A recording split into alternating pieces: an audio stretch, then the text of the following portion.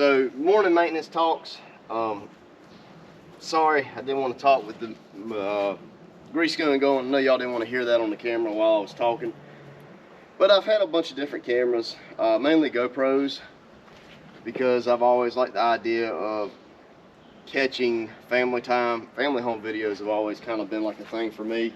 The idea anyway, implementation, I record them and then I don't take the time to edit them. They just kind of sit on the computer. And then I've had computers go bad and not be able to get the videos because I didn't do anything with them. But now that I'm a dad, videos hit a little different for me. So I'm trying to do a lot more with them. But I've always had GoPros. My brother had the first GoPro. I got the GoPro 4. My sister got GoPro 5. I got a 7.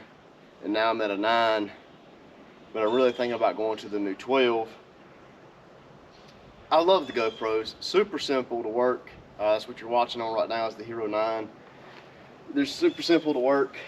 And they zoom out really far. So I don't have to put you way far back where the audio sounds bad. You're about 8 feet back right now and you can see this whole machine and you can hear me talk even though I sound like this right now. But yeah, I want to order another one. So the point being is I also bought an M50 Canon camera, big camera for recording. It has the lens on it.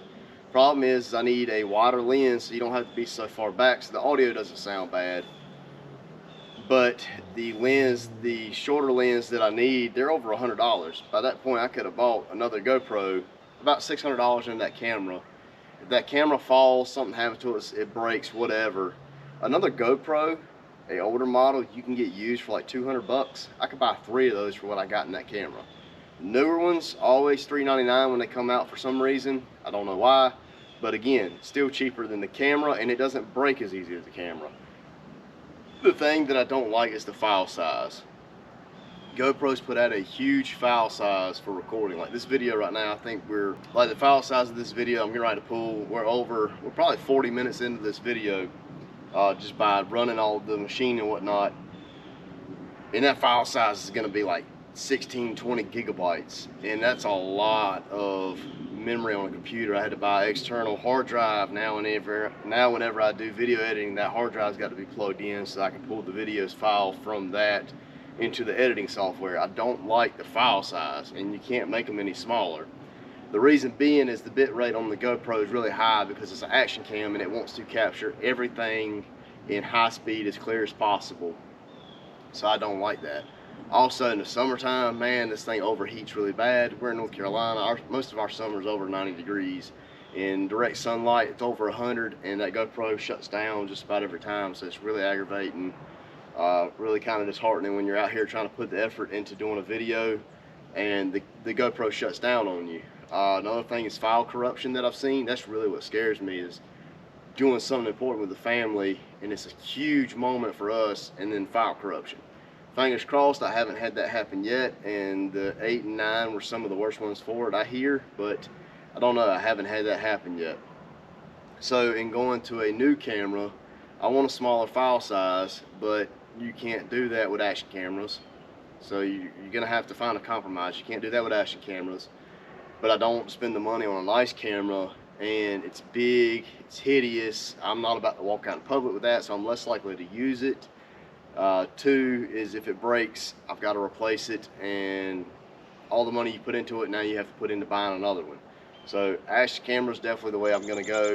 I'm just going to have to deal with the file size. But which one I'm going with, I don't know yet. I saw the other day the RS1 made by the Insta360 people. Insta, I guess, is the company. The RS1 with the 1-inch sensor in it. It's just like a regular point and shoot camera that you see all the big YouTube people filming with. So I'm kind of leaning towards that one. But I've heard a lot of good things about the DJI Action 3. Now they're coming out with the 4 this month from what I've seen. And they're reasonably affordable and people seem to really like them. So I'm back and forth between them two. The thing about the GoPro Hero 12 that came out is they put a 1/4-inch screw mount on the bottom of it, meaning you can adapt it to just about anything camera attachment wise you want to. Any camera attachment you get this day and time is going to come with a 1/4-inch screw mount, and then you have to have the adapter from 1/4-inch to the GoPro mount, whereas with the 12 it's just a 1/4-inch hole. You just screw it right onto that threaded piece on the top of the camera mount. So those are the 3 I'm looking at. If you guys can give me a recommendation on which one y'all like or have used, what your experience is with them, let me know, because I'm going to be in the market here soon to get one, and I really need to get back to work. You're supposed to talk while I work. That's the whole point of this maintenance talk, is talk while I'm doing maintenance, but you don't want to hear this the whole video.